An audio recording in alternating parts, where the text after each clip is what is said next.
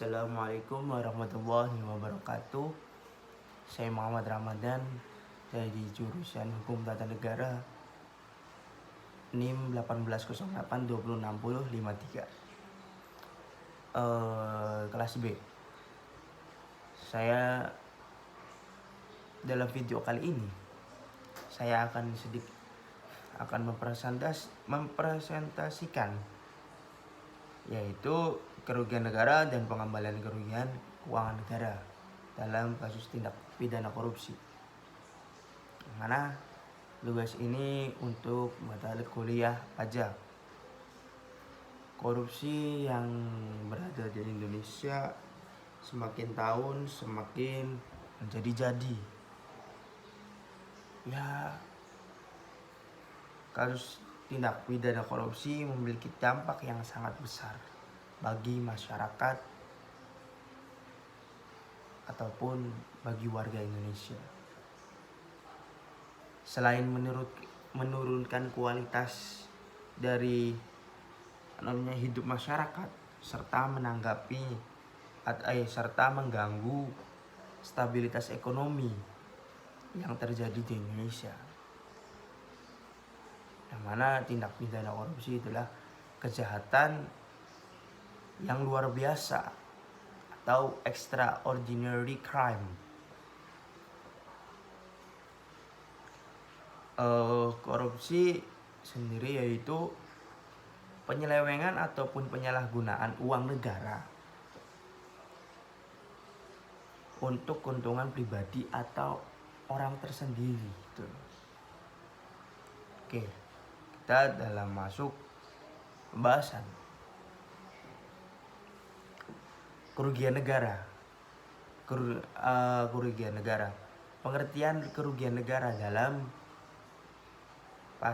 menurut pasal 1 ayat 22 nomor UUD nomor 1 tahun 2004 tentang perbendaharaan negara.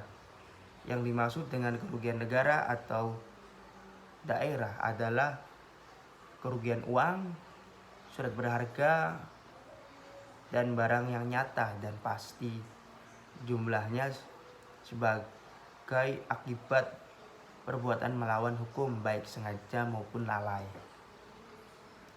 Dari pengertian tadi kita bisa mengambil unsur-unsurnya, yaitu yang pertama, kerugian negara merupakan berkurangnya keuangan negara yang berupa uang berharga, barang milik negara atau jumlahnya dan atau nilai yang seharusnya. Kerugian dalam yang kedua yaitu kerugian dalam keuangan negara tersebut harus nyata dan pasti. Dengan perkataan lain, kerugian tersebut benar-benar telah terjadi. Jadi jangan sampai kerugian ini juga di hoax gitu loh. Jangan sampai. Terus yang ketiga, kerugian tersebut akan perbuatan melawan hukum, baik disengaja maupun lalai. Karena perbuatan melawan hukum itu dapat dibuktikan unsur yang melawan hukum itu dapat dibuktikan dengan secara cermat dan tepat.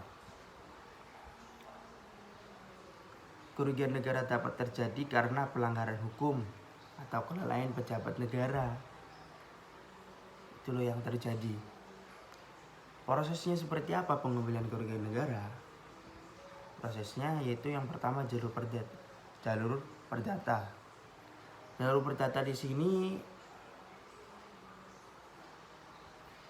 dalam ketentuan pasal 32 ayat 1 mendapatkan bahwa dalam hal penyidik menemukan dan berpendapat satu atau lebih unsur tindak pidana tidak terdapat cukup bukti, sedangkan secara nyata telah ada kerugian keuangan negara.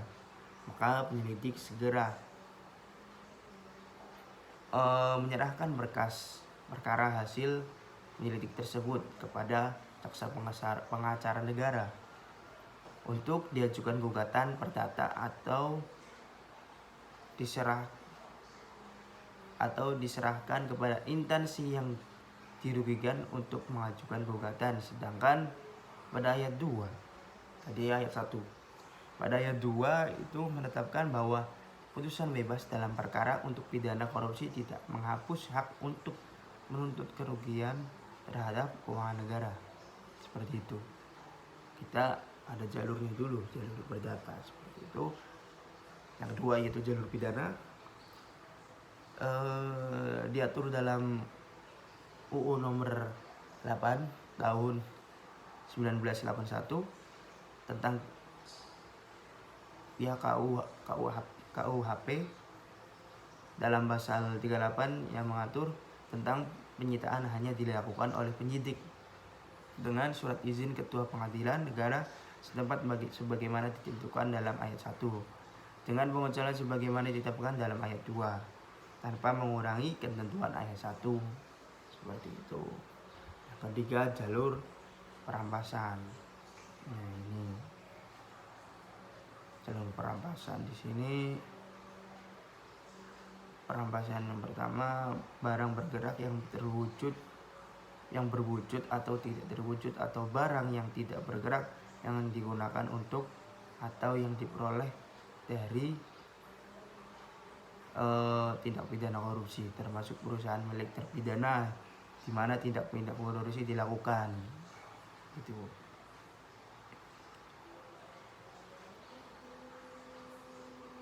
Oke.